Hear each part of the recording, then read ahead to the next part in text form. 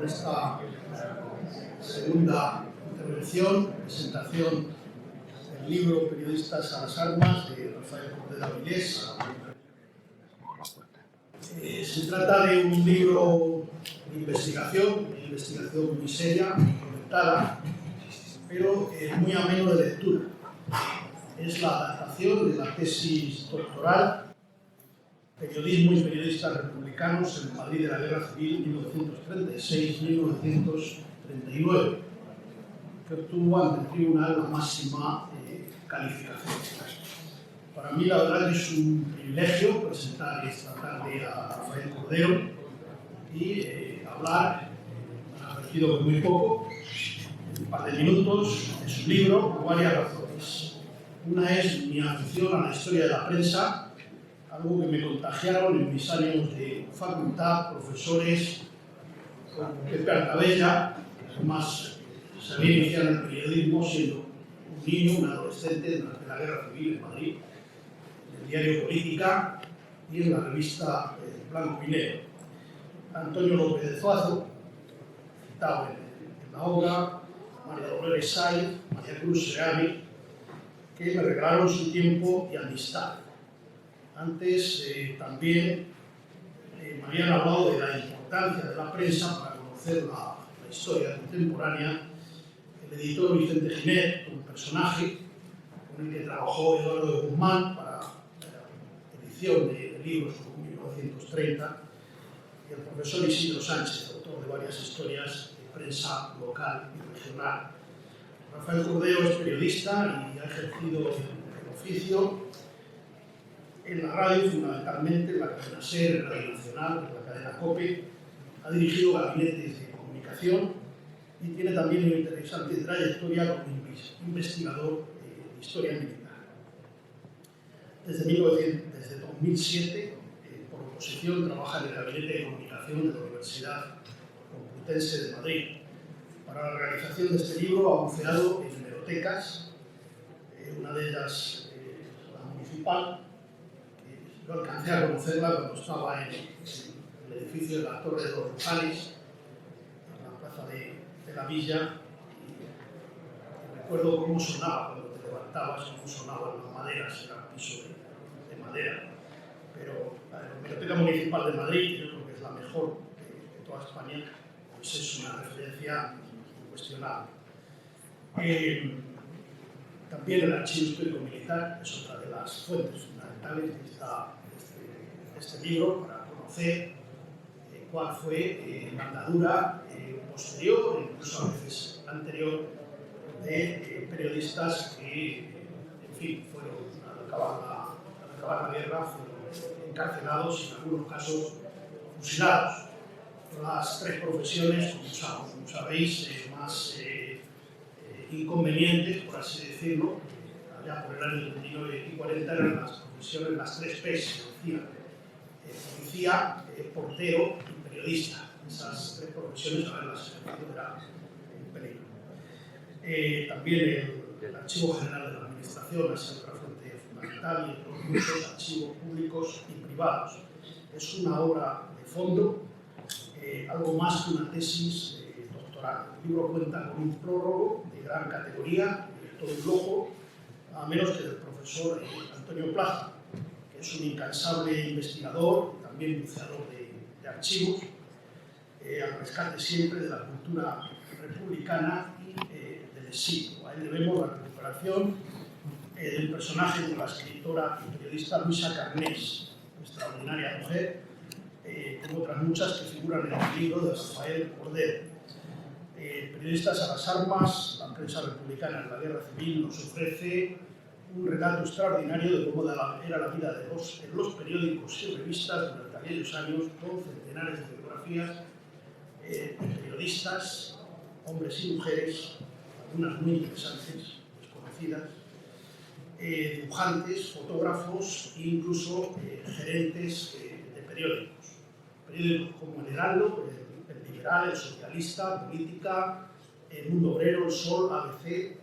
La Libertad, Mundo Gráfico, Estampa, etcétera, etcétera. Semblanzas de periodistas más o menos conocidos, y muchos conocéis, de Tapia, Eduardo Guzmán, Alfredo Cabanillas, Julián Zubazagoitia, Josefina Carabias, Francisco Cruz Salido, Manuel Domínguez Benavides, Francisco Gómez Hidalgo, Jaime Menéndez, Javier Bueno, Alberto Marín Alcalde, Francisco Villanueva, Manuel Navarro Ballesteros y un largo etcétera. Sin olvidar a dos históricos que en aquellos años tenían incluso calle en Madrid, injustamente olvidados, dos grandes escritores y periodistas, Roberto Castro Vido y Antonio Zozada, y que marcharon al exilio ya octogenarios. Gracias le damos a Rafael por rescatar a tantos nombres, muchos casos del olvido. Y el libro también, y yo creo que en esto he encontrado pues, alguna, no es que se haya inspirado, mucho menos, pero yo creo que va en el carácter de Rafael, es ecuánime, y lo mismo que en su día Arturo Mori, en el exilio, en ese libro que nos dejó la prensa española de nuestro tiempo, que también reeditó Renacimiento, pues esa ecuanimidad se la lleva a hablar también de los periodistas de la derecha y de la suerte, la distinta suerte que tuvieron. Y Rafael también nos habla de periodistas conservadores de derechas y el injusto final que tuvieron en algunos casos. Y también hay que decir que la solidaridad entre periodistas en algunos casos fue eficaz durante la guerra, en algunos casos también en la posguerra, y hubo periodistas, también hay que decirlo, como Wenceslao Fernández Flores, que hizo lo que pudo con muchos antiguos compañeros. Y me parece justo citarlo. Bien, yo creo que es un libro muy importante, yo creo que es una gran obra que recomiendo vivamente y fundamental para el conocimiento de lo que fue conocer el periodismo, o incluso leer la prensa directamente de aquellos años,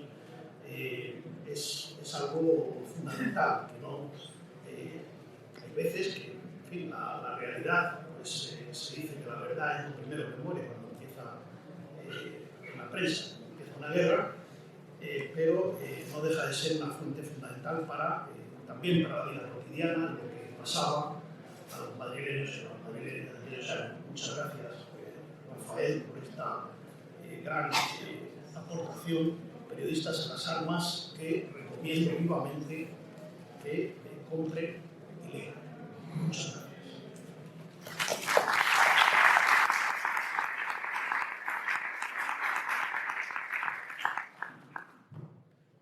Buenas tardes, señoras y señores. Muchas gracias, en primer lugar, a mi colega y amigo Isabelo Herreros, que como buen periodista que es, pues me ha ahorrado casi la mitad de la introducción, lo cual tiene su importancia porque así ustedes ya se hacen una idea de lo que les voy a hablar de antemano, nos ahorramos tiempo y me da más posibilidades a lo mejor de adentrarme por otros entresijos que me gustaría tocar, pero que me temo que no va a ser posible por esa premura, por esa falta de tiempo que le decía. Pero en cualquier caso yo creo que Isabelo lo ha situado muy bien, lo que es mi libro. Ha introducido incluso algunas cuestiones, digamos, de orden metodológico, de orden doctrinal, que en el momento de realizarlo como trabajo académico tuvieron su importancia. En esas circunstancias pues sería todo al milímetro y, claro, no resulta, digamos, recomendable deslizarse, ¿no?, en un sentido o en otro para evitar equivocaciones, ¿no?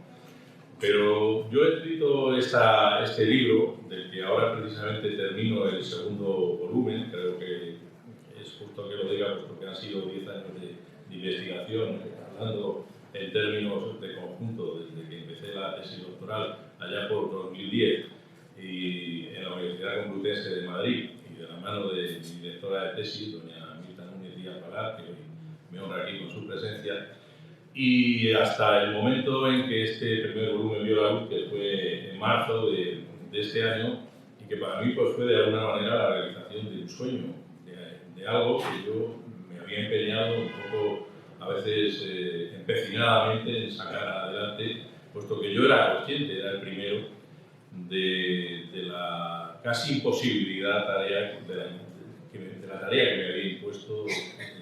para conseguir, digamos, un trabajo redondo, un trabajo finalizado en el que había nada menos que metidos en un barco más de 800 personas, ¿no? Más de 800 biografías de gente excepcional, además que peleaba por contar su historia, que estaban ahí relegados en la noche de los tiempos, condenados al ostracismo, al olvido, a las prisiones, al cadalso, como en algunos casos desgraciadamente ocurrió, tanto en un bando como en otro. Y bueno, pues yo tengo que reconocer que tuve una acogida muy benéfica, muy tolerante por parte de mis preceptores, por parte de mis directores, que comprendieron de alguna manera mi tozudez y mi cabezonería y a pesar de todo, pues me animaron a seguir adelante, ¿no? Y bueno, pues fruto de todo ese esfuerzo y de toda esa tenacidad, que no me importa decir que pueda ser también cabezonería, pues es este libro que está escrito desde luego con toda generosidad y con el ánimo de que sirva para reconciliar, si eso es todavía necesario, entre algunos de los que están en la sala y fuera de ella, los ánimos de aquellas personas que fueron golpeadas por la guerra civil de una manera o de otra, ¿no? En estos tiempos de recuperación de la memoria histórica que vivimos gracias al trabajo de muchas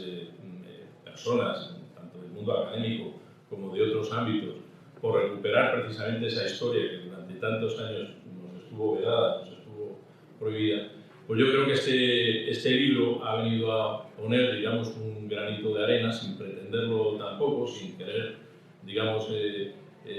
llamar la atención, sino sí ser fiel, por mi condición de periodista de más de 40 años de ejercicio ya, como explicaba mi compañero Isabel en distintos medios de comunicación, por recuperar esa historia que a mí me pareció tan meritoria de aquellos compañeros que se vieron relegados de golpe y porrazo y por el adverso desenlace que tuvo la Guerra Civil Española al olvido, a la proscripción, a la cárcel, incluso pues, a los pelotones de fusilamiento. Así que no tengo más que palabras de agradecimiento en ese sentido para los que acogieron mi trabajo con esa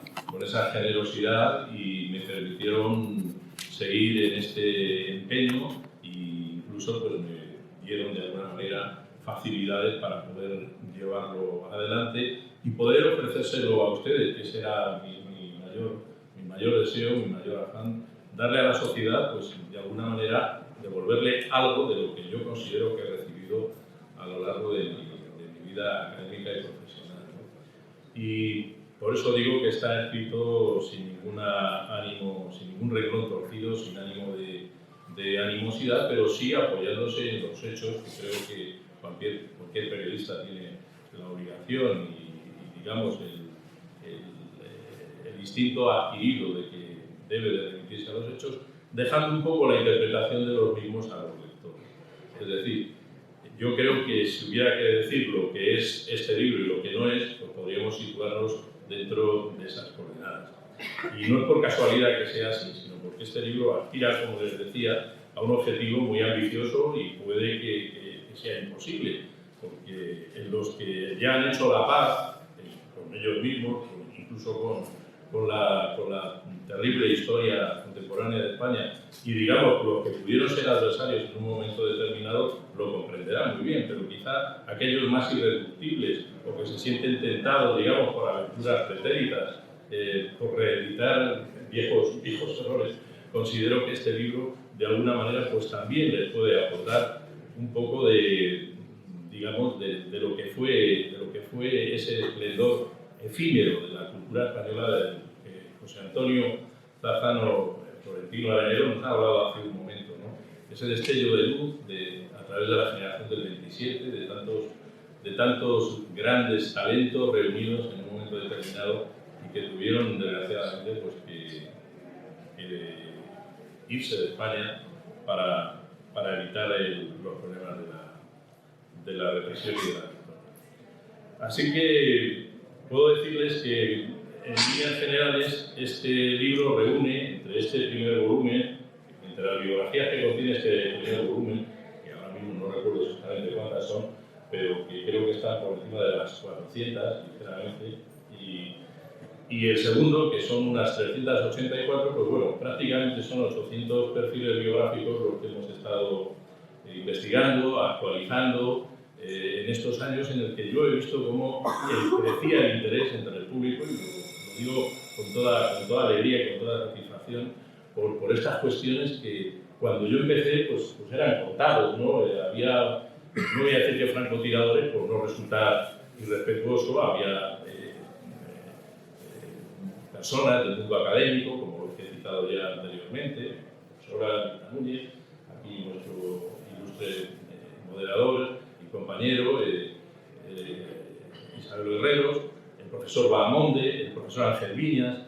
Por cierto que todos ellos han pasado por esta tribuna y para mí, no lo he dicho al principio, pero resulta un privilegio y me siento muy honrado, además de que es un gran desafío el sentarme esta tarde ante un público tan, ¿cómo diría yo?, tan perito y tan crítico en el mejor sentido de la palabra, como son los mismos de CEFREMA, a los que vengo admirando ya hace muchísimos años, desde que se constituyó la asociación, como lo recordaba José Antonio al principio, o el moderador en 2002, hasta la actualidad. De algún modo yo hacía un poco lo que ellos hacían, pero lo hacía de una manera un poco como un guerrillero, ¿no? Español, o muy francotirador, ¿no? Y visitaba los frentes, reunía documentación e información. Todo eso no sabía qué forma iba a darle en un momento determinado, hasta que un día de 2010 yo estaba en la universidad, estoy en la universidad, trabajo en el departamento de comunicación, pues dije, ¿por qué no hago de una vez un trabajo, digamos, que reúna todas estas inquietudes que yo he estado alimentando durante todos estos años y no que se queden olvidadas en un cajón? Y fue como empezó todo esto. Yo espero que a ustedes, y bueno, eso me da esperanza, lo que ha dicho tan generosamente mi compañero y colega Isabelo, pues la lectura de este libro les resulte por lo menos amena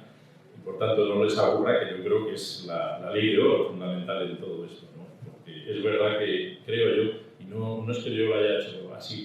premeditadamente, pero tú puedes coger el libro por el principio, por el final, por el medio, a pesar de su apariencia que te tira un poco para atrás, ¿no?, por su volumen, pero puedes leer una biografía perfectamente o dos, y creo que el espíritu que yo le he querido dar era ese. No sé si lo he conseguido, pero bueno, agradezco en cualquier caso ese reconocimiento.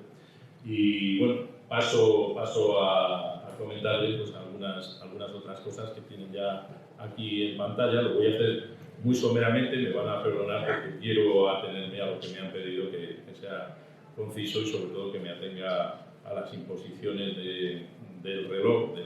la hora, en beneficio de los que vengan después, del siguiente conferenciante. Son momentos pues, de ese tiempo que yo les he hablado durante estos 10 años, en los que este proceso se fue fraguando. El más antiguo, o digamos el que se remonta más en el tiempo, es la fotografía en la que estoy con dos queridas personalidades.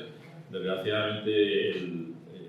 uno de ellos ya nos ha dejado en el pasado mes de octubre.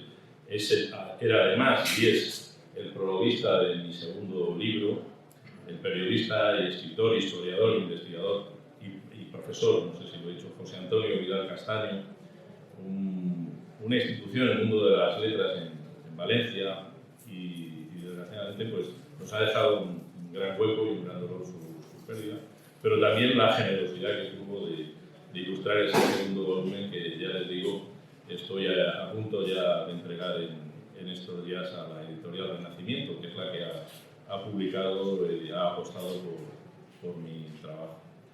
Y bueno, a su lado está una figura mítica de la historia de la oposición, de la oposición política en España, sobre todo porque entre tanta historia terrible y entre tanta historia, digamos,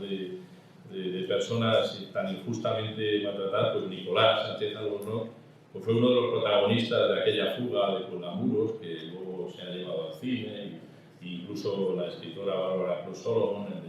de norteamericana, escribió un libro sobre todo aquello, porque participó precisamente en esa fuga. Y para mí Nicolás siempre ha tenido pues, ese componente un poco mitológico que él para nada quiere y no tiene nada que ver con su carácter equilibrado y su bonomía esencial, ¿no? Pero que ha sido un hombre que ha protagonizado, digamos, desde su posición en el exilio, grandes hitos, ¿no? de la historia de nuestro país. En otro lado de la fotografía, y por ceñirme un poco a esta presentación que les he traído esta tarde, estoy también con otra querida compañera del mundo de la radiodifusión. Para todos ustedes será de sobra conocida por su nombre, Aurora Andrés, productora de Radio Nacional, hoy ya jubilada. Esto fue en el Ateneo de Madrid, en la presentación en enero de 2019 de una conferencia que se relajaba un poco de mi tesis doctoral y era en relación con la participación de las mujeres en el mundo de la prensa, un aspecto también muy interesante que se empezó, digamos, a indagar a través de, como ha comentado muy bien también Isabel, el profesor Antonio Plaza, recuperando todos los trabajos de Luisa Garnés, hasta el punto de que ha reeditado toda su obra, tanto de cuentos, desde la parte literaria, como desde la parte periodística, que yo había iniciado ya también, como cuando estaba preparando mi tesis doctoral, pero que él lo ha hecho de una manera exhaustiva y están ya a disposición del mundo editorial. Pues bien, Aurora era presidente o vicepresidente en ese momento del club del colectivo feminista Clara Campoamor y se mostró interesada también por el hecho de que yo me ocupara del mundo de las mujeres en el periodismo de la República, un fenómeno, pienso yo, no bien valorado, a excepción de algunas individualidades, como podía ser el caso de Josefina Carabias y alguna otra más, pero no valorado en su conjunto y no bien mensurado en sus aspectos cualitativos y cuantitativos, ¿no? Y yo intenté, como he intentado también en el caso de los hombres, hacerlo así, y de algún modo pues aparecieron nombres y aparecieron circunstancias y aparecieron perfiles que me dieron, digamos, una composición de lugar de lo que era la naturaleza de esas periodistas, entre las que había más gente ya más hecha en el momento de producirse la guerra civil, como puede ser el caso de Magda Donato o de la propia Margarita Nelken, que era una figura nacional dentro del mundo de la política, y gente que empezaba y que procedía, una vez ya producida la guerra, como les digo, pues del movimiento obrero, del movimiento sindical, gente muy joven, con 16, 18 años, que habían empezado pues, en el frente, prácticamente como milicianas o milicianos con el periódico Juventud, subiendo a la sierra, y de ahí pues, pasaron luego a los medios profesionales, al producirse el cerco del sitio de Madrid a partir de noviembre de 1936, pues se fueron decantando en una línea de decadencia, no por falta de lectores o no por falta de interés, sino simplemente porque el ejército sitiador, el ejército adversario, puso a Madrid en la tesitura de ser estrangulado y no lo consiguieron porque siempre se mantuvo, como saben ustedes muy bien, una vía abierta que era la carretera de Valencia y todas las vías alternativas que se crearon incluso durante la propia guerra, como el ferrocarril de los 40 días, para mantener a Madrid en situación de poder seguir deteniéndose, como así lo hizo durante 28 meses, ¿no? Y bueno, pues de alguna manera todo esto queda reflejado también en el libro e influyó en la trayectoria de los periódicos que al fin y al cabo elevaron un muro de papel ante las bayonetas que se cernían sobre Madrid desde distintas direcciones, desde el noroeste, desde el suroeste principalmente, y que amenazaban tomarlo. De hecho, el gobierno de la República abandonó o se trasladó, se nos ha ido, me parece, la luz, pero bueno, abandonó la capital y se trasladó a Valencia con el objeto de poder manejar desde allí las cuestiones públicas con un poquito más de sosiego y de tranquilidad. Y eso fue muy mal recibido por muchos sectores de la resistencia popular aquí en Madrid, que estuvo alimentada por la prensa y por los periódicos, que no olvidemos que en Madrid, antes de la guerra, llegaron a ser 18 periódicos, 10 de mañana, que recordar, 8 de tarde, en una población de apenas 1 millón de personas, 952.000 según el censo de 1930, podían ser algunas más, pero se vieron abocados, algunos de ellos, a desaparecer por el hecho y la circunstancia de que ideológicamente eran discrepantes por la línea iniciada por la República y una vez desencadenados los acontecimientos bélicos, pues igual que pasó en la otra zona, pues esas publicaciones fueron incautadas y pasaron a depender de las distintas organizaciones políticas y sindicales que constituían el Frente Popular. Es el caso de ahora, por ejemplo, del periódico que les hablaba, pues en el que pasaron a trabajar, y quiero insistir en esto porque creo que es una de las aportaciones de la tesis, con gente muy jóvenes, con 16, 18 años, Ribau, Antonia Sanz, en fin, Margarita Gómez, jóvenes periodistas que estaban, sí, también Santiago Cabrillo me apuntan efectivamente, que procedían de las Juventudes Socialistas Unificadas, aunque él ya había trabajado como periodista y había estado ya batiéndose el cobre en el Congreso como cronista parlamentario. Pero es verdad que tenía muy pocos años y cuando estalla la sublevación, no sé si tenía 21 años, puede ser, o 20, efectivamente. En cualquier caso, esa era la generación, digamos, de jóvenes periodistas que integraron el plantel, digamos, de la resistencia junto a otros periodistas más consolidados, como ha recordado también Isabelo, el caso del gran maestro Roberto Castrovilo, de José Antonio Almontín, de muchísimos nombres, ¿no? De Francisco Rosón, de Cabanillas, de Chávez Nogales, que también constituye un episodio desde el punto de vista de la brillantez, de la singularidad de su aportación, pero también de su postura ética en un momento determinado, cuando se produce lo más, digamos, negro para la capital de España en ese momento, de riesgo de caída para Madrid. Alrededor del 13 de noviembre él emprende la huida y lo dice así, lo reconoce así, pero también lo hace porque él piensa que tanto unos como otros no tienen la razón, siendo un republicano convencido, en entrar por esos extremos de destrucción, de odios desencadenados, y llegó a decir que, bueno, que él era perfectamente fusilable por unos y por otros. Eso ha dado después, posteriormente, lugar a una línea, digamos, política que se ha llamado la Tercera España, la Tercera Vía, ¿no? Y que yo la cito aquí, pues, simplemente por dejar testimonio de ello y con todo el respeto, lógicamente, para lo que dice cada uno. Entonces, quería un poco por concretar estos primeros hitos, estos primeros elementos, recordarles lo que les he dicho, los periódicos que había en Madrid, la población que había en Madrid y además el hecho de que un 40% de la población española en ese momento era analfabeto, por lo cual el misterio de la lectura de los periódicos todavía crece más porque lo cierto es que se leía y se leía mucho y el que no sabía leer pues ya se las apañaba para que se lo leyera alguien y le tuviera informado. Sí que es verdad que entonces la gente, aunque fuera ignorante en el sentido de no tener conocimiento, sí tenía un gran interés por la cosa pública, por los asuntos públicos, por lo que en ese momento se estaba dilucidando en el ámbito político, en el ámbito social durante el periodo republicano y posteriormente pues ya en los campos de batalla, ¿no?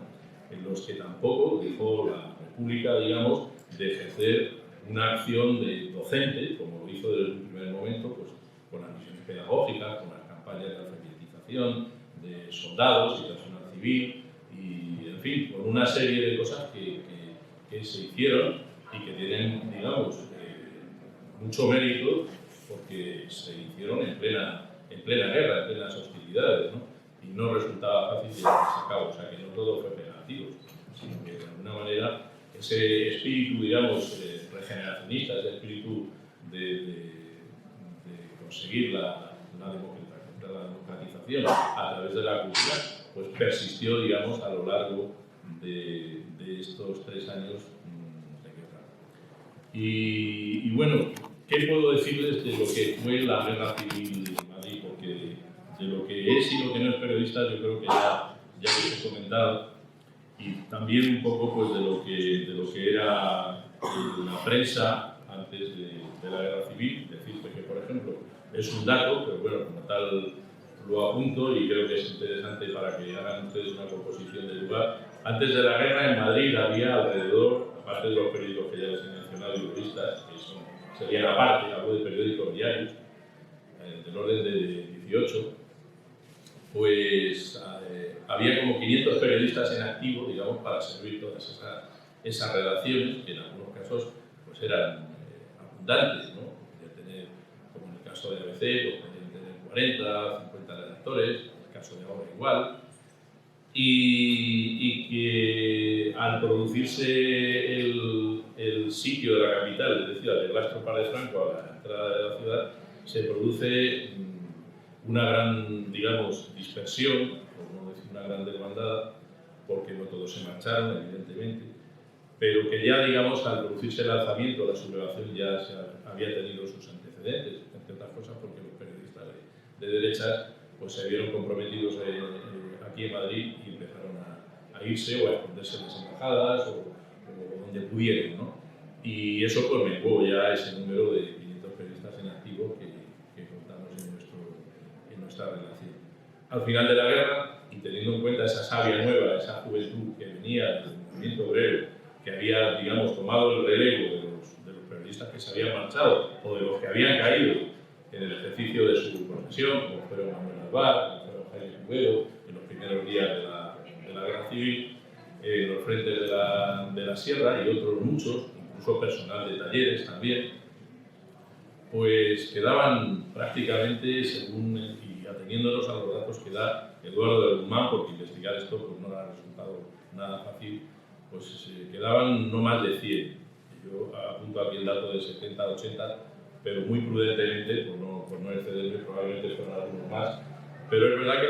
las redacciones estaban en cuadro. Es decir, Heraldo, por ejemplo, cuando entran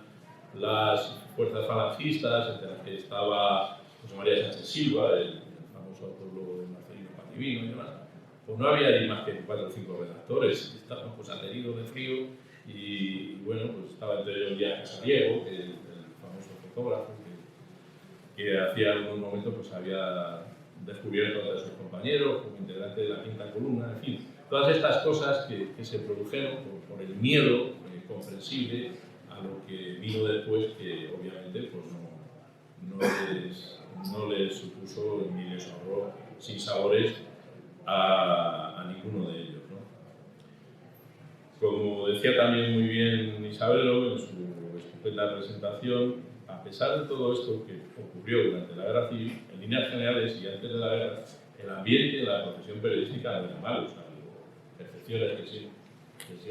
que siempre las ha habido, era más bien bueno, era más bien cordial. Y yo creo que quizá porque también, independientemente de la adscripción política, pues todos sufrían en algún momento, de algún modo, los rigores de la censura, ¿no? Que no hay que olvidar que también se produjo. No voy a hablar ya del periodo de la dictadura, que era bastante férrea, pero durante la República y con las circunstancias que se dieron de inestabilidad política y de enfrentamiento, pues también se manifestó. Y el ambiente era bueno, y de hecho pues, se dieron casos durante la guerra, sería muy prolijo aquí de contarlo, pero yo lo hago en el libro, si tienen ustedes interés, yo les invito a que lo hagan, porque de alguna manera eso aporta un poco del mejor espíritu, digamos, que pudo alimentar a nuestros abuelos, a nuestros antecesores durante la guerra civil, apoyando a personas del otro bando por evitar atropellos, simplemente, ¿no? Y por evitar injusticias que se produjeron luego en gran medida y para así, ¿no? Pero también se produjeron esos gestos de generosidad, esos gestos de protección, esos gestos que en aquellos momentos tenían a veces un carácter heroico, porque podían tener consecuencias muy serias para los que arrostraban esa responsabilidad de proteger a personas perseguidas, tanto desde el punto de vista de la derecha como de la izquierda, ¿no? En Madrid, obviamente, pues lo que más abundaron pues, fueron personas de derechas que fueron protegidas por incluso miembros del Frente Popular. En el ámbito de la prensa, pues estoy pensando ahora mismo en Regina García y en fin, en algunos otros más que sabiendo de la actividad política de las personas, o el mismo Alba, que era redactor del Mundo Obrero, Diego Alba, pues simplemente no ejercieron esa labor represora que asumieron otros, sin digamos, tantas reservas, y sí se centraron en sus objetivos políticos, ideológicos, revolucionarios, ¿no? Porque esto sí que me gustaría hacerles a ustedes hincapié en ello. Yo en mi investigación llegué a la conclusión de que contra lo que piensan algunos y puedan todavía seguir pensando, se produjo en España y concretamente en las ciudades, digamos, en las que quedó la República como vencedora, digamos, con el enfrentamiento contra las fuerzas sublevadas, principalmente en Madrid, Barcelona y Valencia, y bueno, podemos añadir Bilbao también en un primer momento, Málaga, pues se desencadenó una revolución, y se desencadenó una revolución siguiendo también unos cánones específicos, pero particulares, pero no menos revolucionarios por eso, ¿no? Y eso es muy interesante, y lo digo, lo traigo aquí a colación desde el punto de vista de la prensa también, porque yo creo que ahí se dan, yo no sé si saben lo de la noticia o constancia, en experimentos anteriores, como ocurrió eso de la Revolución Soviética, pero se crean comités obreros, se crean organismos que gestionan por primera vez la vida de los medios de comunicación en un Madrid sitiado en el que no había ni lo más básico. Es decir, faltaban alimentos y sobre todo faltaban armas, que era el elemento, digamos, de la lucha y el alimento de la lucha diaria. No faltaban brazos para combatir, pero sí faltaban armas para poder defenderse. Entonces, los periodistas contribuyeron, y las periodistas contribuyeron desde esa perspectiva del frente de papel a través de organismos que se crean por el traslado del gobierno a Valencia, como es la Junta Delegada de Defensa de Madrid y la correspondiente Consejería de Propaganda y Prensa, que es puesta en manos de José Carreño de España, pues crean ese frente de defensa, alimentando, digamos, la moral de la población en un momento crítico en el que Madrid, no lo olvidemos, siempre estaba a punto de caer. Las tropas llamadas nacionales estaban, como se ha dicho también en la anterior intervención, se ha recordado, a escasos 1.500 metros de aquí, es decir, estaban en la Ciudad Universitaria y estaban también en la Casa de Campo y desde allí lanzaban impunemente pues, todo tipo de elementos de combate, proyectiles de artillería y sin olvidar por la visita de la aviación. Eso hacía muy difícil el desenvolvimiento de la vida cotidiana de las personas y los medios de comunicación, los periódicos fundamentalmente, que quedaban en ese momento en activo, se resistieron de ello, incluso fueron alcanzados en algún caso, como fue el de La Libertad, en diciembre del 36 por los bombardeos, ¿no? Y no fue un caso único. Pero sobre todo porque empezaron a escasear las materias primas que son imprescindibles para llevar a cabo la producción y el desarrollo de un periódico, desde las tintas hasta otros materiales que son necesarios y fundamentalmente el papel. En España había una incipiente industria papelera que yo también de alguna manera estudio en el libro, en los principios, y que había sido establecida a principios de siglo y de algún modo pues no había sido, precisamente precisamente por el alcance que habían tenido, el desarrollo que empezaban a alcanzar los medios de comunicación en España, que precisamente en esa década, entre los 20 y los 30, llegan a, digamos, a alcanzar lo que podría llamarse el periodismo de masas, el periodismo maduro, como ya ocurría en otros países europeos, pues tienen una gran demanda de papel. Y a pesar de las 500 o 600.000 toneladas que aportaba la industria nacional, resultaban insuficientes y todavía requerían de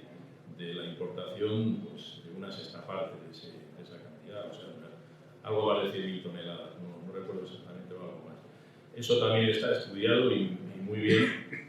pero yo consideraba que había que poner esos antecedentes en la historia de la prensa, porque además del componente humano, de esos 800 perfiles, estaba también el componente material, cómo realmente esa resistencia fue posible a pesar de esas limitaciones tan terribles, pues, como decía, de papel, de tinta y de un elemento básico y fundamental como es el fluido eléctrico, que cada 2 por 3 pues, también por consecuencia de la guerra pues, se veía afectado.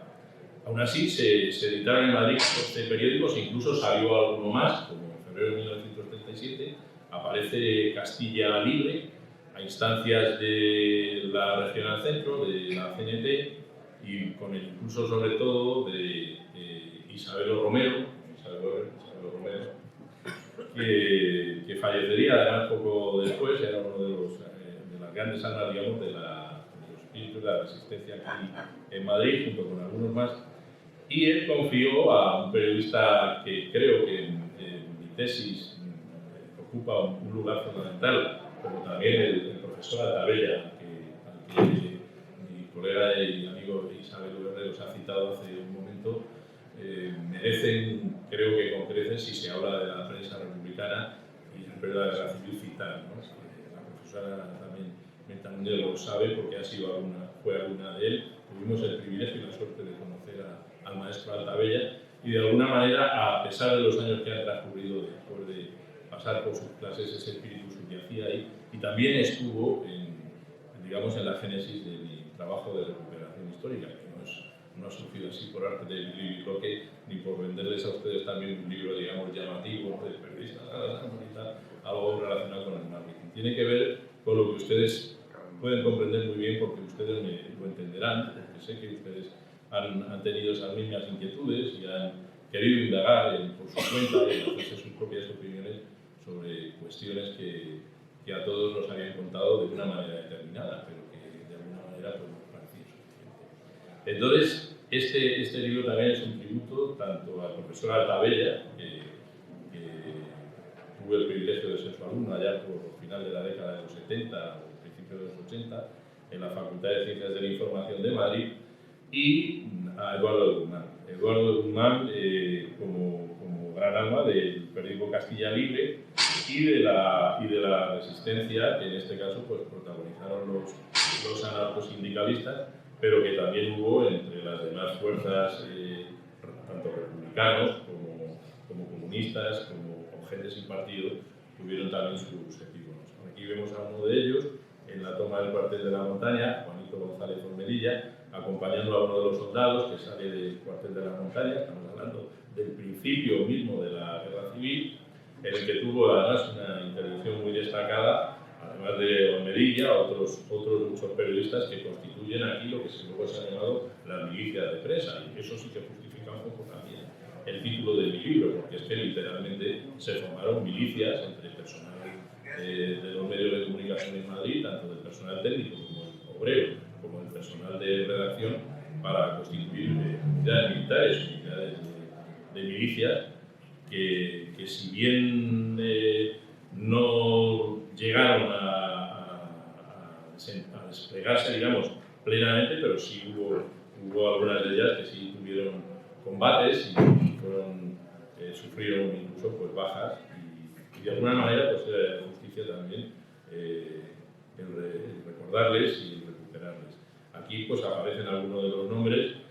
Ramiro Gómez Zurro, Emilio Guiado Romero, Miguel Pascual, que estuvieron en la génesis de esas milicias, como lo estuvo también Javier Bueno, que fue pues un epítome, un caso, digamos, típico pues, del periodista que, sin abandonar sus labores periodísticas, empuña el fusil, literalmente. Él estaba en ese momento en el norte hasta que regresó a Madrid, ya bastante avanzada la guerra, y resultó herido, pero para sus compañeros, sobre todo de la agrupación profesional de periodistas, que estaba adscrita a la UGT, pues constituía todo un émulo, una figura mítica de cómo había que afrontar esos momentos tan críticos y tan difíciles en los que algunos desmayaron y emprendieron el camino del Levante feliz, pero otros permanecieron en sus puestos en Madrid, cumpliendo con su labor informativa, y luego, al finalizar la guerra, digamos en los frentes, pues tuvieron que pagar un precio, en muchos casos, bastante importante. En el ámbito de la radio, que para mí, como se ha señalado, es también muy querido, se produjo algo parecido a lo que ocurrió en los medios de comunicación, en los periódicos. Se constituyeron comités obreros, aunque es menos conocido, pero ahí están, y de alguna manera, de acuerdo con las autoridades de la República, pues gestionaron, digamos, la marcha de las emisoras. Unas siguieron, digamos, las consignas gubernamentales, y otras fueron puestas o fueron incluso creadas por los propios partidos políticos durante la Guerra Civil. Estoy hablando de Radio PC1, Radio Frente Popular, en fin, una serie de CNT que tenían sus propias programaciones, incluso en distintos idiomas, y que emitían a distintas horas, incluso para el personal de las brigadas internacionales que combatía en esos momentos en el frente de la ciudad universitaria. Y bueno, debo de ir terminando. El reloj es así de implacable, perdónenme si no he sabido ser más conciso, si no he sabido, digamos, darles una visión más de conjunto. Lo que sí puedo decirles es que, como conclusión de todo esto, hay algunas figuras del mundo de la prensa, destacada, como Mauro Bajatierra, que en el último momento pues, es abatido a las puertas de su casa, en el barrio de la Guindalera, porque se niega a marcharse, como Luisa Carnés, que está aquí, de la que hemos hablado, y de la que el historiador Antonio Plaza ha trazado una semblanza muy meritoria de recuperación, como Antonio San José, que era colaborador de Unión Radio de Madrid y un gran escritor, absolutamente desconocido después por la proscripción. Estuvo condenado a muerte y después de pasar 5 años en la isla de San Simón, pues pudo regresar, pero regresar, digamos, no al mundo de la tinta impresa. Sí, lo hizo de una manera pues, subrepticia y a través de la complicidad de otros compañeros. Jesús Izcaray, a su lado pues, está allí, en ese extremo, Eduardo de Guzmán, Magda Donato, este es Mauro Bajatierra, ahí está Julián Zugazagoitia, que sería extraditado y fusilado posteriormente, extraditado por la Gestapo de Francia, donde él se encontraba en ese momento, y trasladado a España. Y bueno, ahora creo que hay una película por ahí del famoso comisario Urraca, que intervino en todo ese tipo de operaciones conjuntas, ¿no? Que todavía envuelven un halo de sombra. Y fundamentalmente, pues ahí están dos ejemplos, digamos, de la resistencia del ámbito político, pero que tuvieron una proyección periodística innegable, como fueron Dolores Ibarburu, la pasionaria, e Ignacio Prieto, que tenía la profesión además de periodista, que además de ser ministro y demás en los distintos gobiernos de la República. Como conclusiones de todo esto, pues yo bueno, habría mucho más que señalar. Aquí está Santiago Sánchez, que es uno de los periodistas que en mi segundo libro yo recupero y que perteneció a la redacción de La Tierra, a la que dedico un capítulo entero en este segundo volumen, donde el orden de 60 biografías prácticamente las que he incluido, que no están previstas. Los hermanos, aquí está Cimorra, Eusebio Cimorra, aquí está Jaime Menéndez con su libro Vísperas de la catástrofe, y aquí el profesor Altabella, como les hablaba, porque los que no le conozcan le pongan cara a esa personalidad noble que siempre recordaré con gran afecto y cariño, porque era, dentro de la variedad que podíamos tener de talentos en aquel momento, en la Facultad de Ciencias de la Información, él destacaba con brillo. Y poco más me queda que decirles desde lo que el tiempo me concede.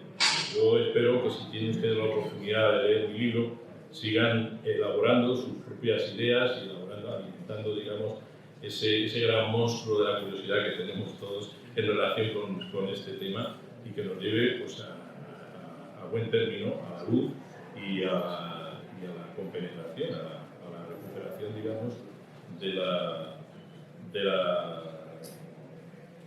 solidaridad nacional, ¿no? De alguna manera, de la reconstitución de nuestra identidad nacional que se vio tan afectada, digamos, por culpa de la guerra civil, y que yo creo que 80 años después pues es un buen momento para sentar las bases definitivas de esa recuperación que puede pasar muy bien por la recuperación de esas 140.000 personas que aún están en las fosas del olvido, pero que de algún modo pues ya están requiriendo el tener un entierro como es debido, para que podamos todos mirarnos de nuevo a la cara, sobre todo los que no tuvimos nada que ver con aquel conflicto y deseamos vivir pues, en una España solidaria y sin complejos, ni temores, y mirando al futuro, que es lo fundamental. Así que muchas gracias por su atención y cedo la palabra.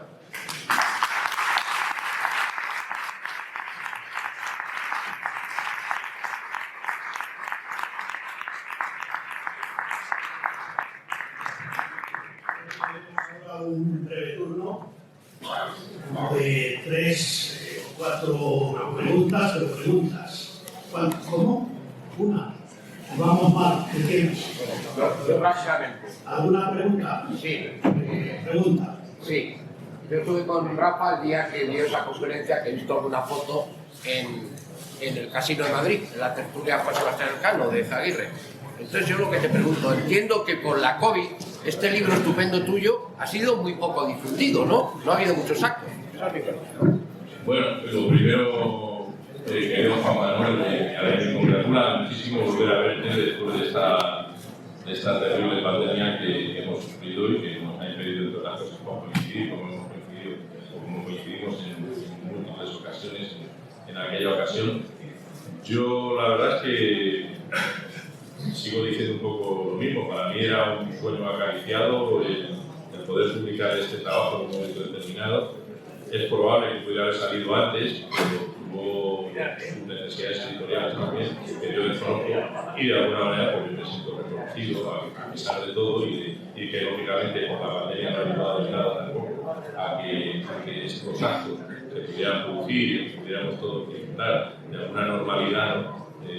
O volver a recuperarla, pues es posible que haya que levantar, pero vamos, lo tomo como algo mayor. En cualquier caso, te agradezco la pregunta. Me encanta verte. Más preguntas, vamos a dar por concluido el acto. Únicamente termino resaltando la importancia de este libro.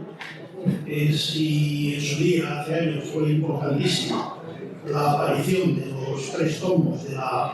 prensa de la guerra civil, fundamentalmente en Madrid, en Cataluña, que abarcaba la prensa de las unidades militares, donde a veces incluso también estaban periodistas profesionales, pero bueno, faltaba, yo creo, un libro como este que admitiese lo que fue la prensa en Madrid, la historia de la prensa en Madrid durante la guerra civil,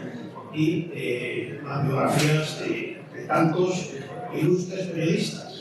En las últimas fotos pues, aparecieron algunos. Yo creo que nunca el periodismo llegó tan alto en cuanto a ocupar los cargos políticos. En el primer gobierno de la República hay periodistas y durante la guerra también habrá algunos ilustres periodistas en el gobierno.